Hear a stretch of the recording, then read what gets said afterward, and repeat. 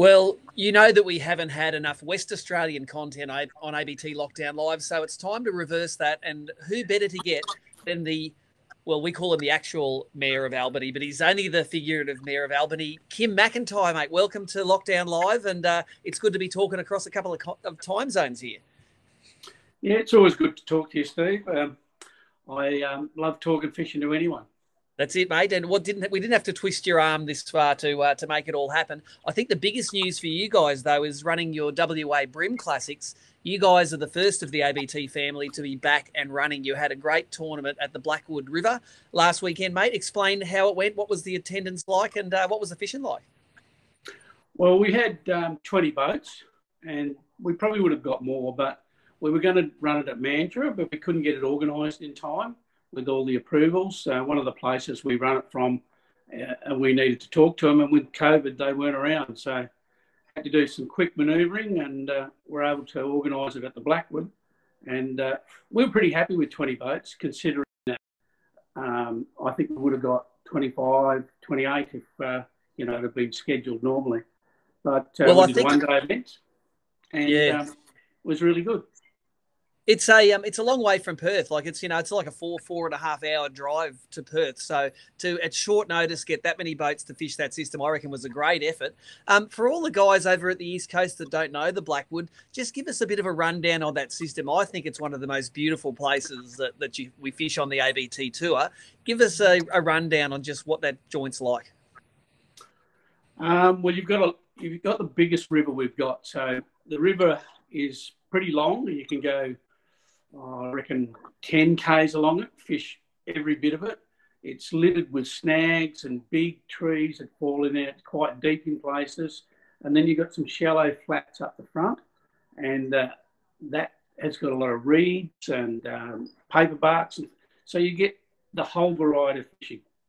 And I think what my lasting memory of that joint is, if you throw a big deep diving crankbait along the edges, it is basically going to death's door, because if something hits it, all the snags are covered in barnacles.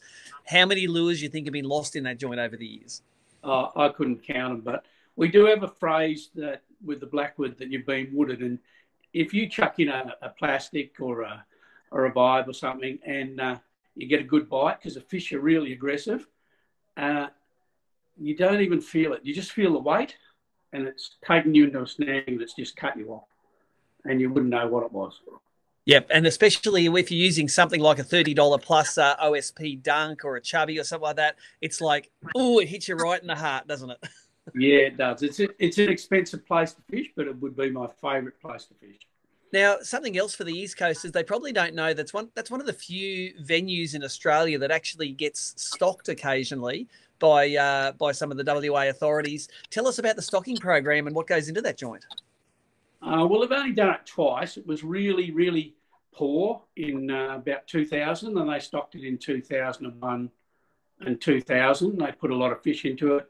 So now it's got a lot of fish, but like a lot of places that we go to, the numbers of big fish can decline a bit from time to time. And it's very seasonal. Sometimes you get good ones. But, I mean, I just saw a video of someone catching a 44. No, that wasn't there. It was somewhere else, sorry. Yep. There's usually plenty of 40s caught, but getting a little bit smaller, but lots of fish. Now, while we're on the topic of WA venues, it looks like we're going to be going back in 2021 to our standard double header down in the southwest. You know, Mandurah this year was unfortunate because it was right at the state shutdown part, and we couldn't run that tournament. And it's sort of not the right time, and we can't reschedule it this year. So we're going to hit WA with a bang again next year in 2021. Tell us a little bit about that Albany fishery and how compact it is really. Like, there's so many good little fisheries in the southwest that if you're an East Coaster and want to come across and sample some of the WA's fishing, that Albany and Blackwood River provide a great place for a double header, don't they? Yeah, really, really good. Albany's got some flats fishing, but mostly the better fish are in the river at the moment. But there's last competition we had in Albany, in November, we had 12 fish over a kilo caught. Yep. And there wasn't a lot of, there was only 20 boats doing that because it was a grand final. Yeah. So Albany can really turn it on. And as you found out last time, if the weather's not right, it gets really hard.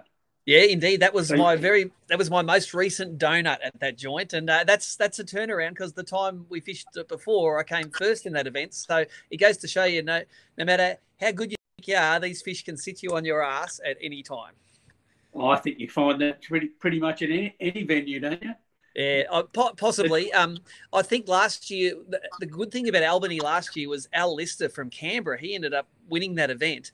He could have stopped fishing after day one after catching a 4-point-something kilo bag up the King River there. He didn't even have to go out fishing on the second day. That's how, if you get onto the good fish there, you're onto some good patches, aren't you?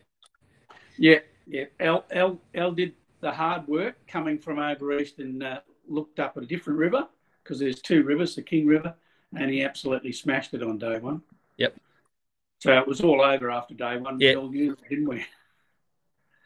But now let's have a little bit of a chat about your nickname, the Mayor of Albany. I think I may have bestowed this upon you because when we come to Albany, we're not allowed to do anything without running it through Kym because Kym knows everyone and he knows the best place to go and eat and the best place to fish. And if you don't ask Kym, you're doing yourself a disservice, mate. How's your re-election campaign going at the moment? I've only got to convince you. You're the one that bestowed it upon me. Mate, we really appreciate when we come to Albany, you basically invite the whole field around to your place for a big feast and you end up leaving with a full belly and sore jowls because you've been laughing so much. It's a really good social event over there as well. And we really appreciate you inviting a lot of the East Coasters across. Albany must be the most hospitable part of Australia thanks to you, mate. So big thanks to you for that. Oh, you're welcome. I just love talking to everyone about their different experiences, and it makes the event really fun to have a good social event with it. I think. Only thing is, you missed out last time. Yeah, I know. Mate, we had too much work on and couldn't get it all done. Now, you're noted also for not being afraid to travel, mate. You came to you travel a little bit to make sure you qualify for the grand final, and you always give it a good shot in the grand final. You went to Tasmania most recently, all the way from WA. A couple of WA guys have come across over the years. How did you find that road trip? Because you're sort of in a pretty good part of the world for black bream fishing. How did Tasmania rate compared to southwest Western Australia?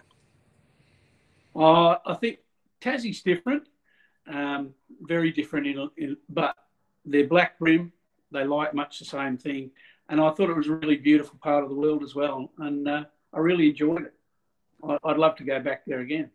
Yeah, I think a lot of us, we all go to Tassie saying, look, I'll just do it once and that'll be it for me. And then normally as you're coming back on the Spirit or you're flying home, you're already planning your next time to go there because you may not put the big ones in the live well, but you normally see them or someone else catches them. You're only ever a couple of inches away from, a really, really good day in that joint. I find when I go away, it doesn't matter where I go, I want to go back because I learnt so much and I want to do a fair bit better.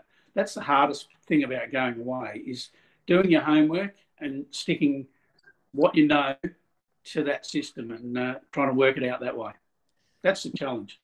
Now, the other thing you guys do over there is you run the WA Brim Classics, but you also help Hobie out a lot, and you run their West Australian qualifiers for the national, the Hobie Brim Tour.